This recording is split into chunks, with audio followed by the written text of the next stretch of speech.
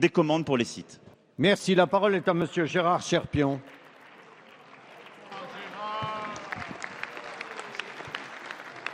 Monsieur le Président, ma question s'adresse à Monsieur le Premier ministre. Monsieur le Premier ministre, François Hollande a profité de ses vœux aux Français pour annoncer un plan d'urgence en faveur de l'emploi. Après bientôt 4 années au pouvoir, après avoir cumulé tant d'erreurs, promulgué tant de lois inutiles, voire néfastes, alors qu'elle devait pourtant tout changer, votre communication politique bat son plein.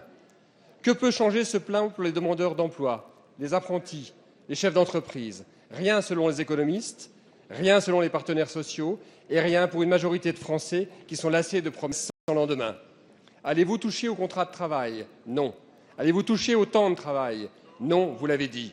Alors que nos partenaires européens ont repris le chemin de la croissance avec des baisses spectaculaires du taux de chômage, la France reste engluée dans un chômage de masse qui ne cesse d'augmenter malgré tous les indicateurs mondiaux positifs. Plus d'1 million de demandeurs d'emploi supplémentaires depuis 2012. Même votre ministre du Travail n'y croit pas. Elle a ainsi annoncé que le chômage ne baisserait pas en 2016, avant de se faire taper sur les doigts et être dans l'obligation de se contredire 3 jours plus tard, ce matin même. Les Français le savent.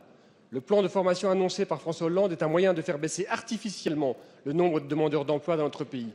Car oui, lorsque l'État finance à coup de déficit public des formations, ces personnes sortent des compteurs de Pôle emploi et vous faites baisser artificiellement la courbe du chômage. Ce n'est pas une réponse à l'emploi pour notre pays. Au lieu de cumuler séminaires et réunions, dites ce que vous allez faire. Cessez de mentir aux Français, sortez de votre communication politique à outrance et enfin, entrez dans l'action. Quelle formation? Quel coût? Quel financement? La dette ou les régions? Pour qui? Quels emplois au bout du chemin? Quelles mesures prendrez-vous enfin pour créer de l'emploi dans notre pays? Les Français sont en droit de savoir. Merci. La parole est à Madame Myriam El Khomri, ministre du Travail, de l'Emploi, de la Formation professionnelle et du dialogue social. Merci, Monsieur le Président. Mesdames et Messieurs les députés, Monsieur le député Cherpion, je ne me contredis absolument pas. J'expliquais qu'en 2015, il y a eu près de 40 000 créations d'emplois dans notre pays, de créations nettes d'emplois dans notre pays, et que ces créations, après de nombreuses années de destruction d'emplois, bien sûr qu'il fallait accueillir favorablement ces créations, mais qu'elles n'ont pas été suffisantes par rapport à notre croissance démographique. Et l'enjeu de ce plan emploi, cette mobilisation pour l'emploi, elle a un double objectif.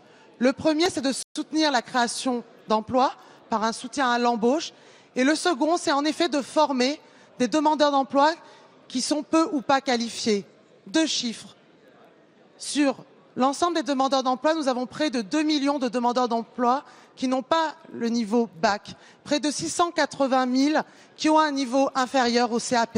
Et je crois qu'il est bon pour l'économie, pour la compétitivité de notre économie, pour l'investissement humain en direction de ces personnes, justement de partir des besoins des territoires, des besoins évoqués par les entreprises, bassin d'emploi par bassin d'emploi. Vous tous, autour de ces bancs, parlez tout le temps de cette question des emplois non pourvus. Comment pouvons-nous organiser une mise en œuvre très opérationnelle? Bien sûr que ce plan de formation est ambitieux, bien sûr qu'il est ambitieux, mais une mobilisation avec les présidents de région, avec les partenaires sociaux, avec les directs, avec l'ensemble des partenaires, en partant des besoins des entreprises et en développement de nombreux engagements. D'abord sur la transition énergétique, sur le numérique, sur les services à la personne et sur cette question des emplois non pourvus qui polluent parfois le débat politique, laissant penser que les demandeurs d'emploi sont des paresseux. Voilà quel est l'enjeu, accompagner l'investissement public, l'investissement privé par l'investissement humain et je crois que c'est un signe en direction de ces demandeurs d'emploi. Merci Madame la Ministre.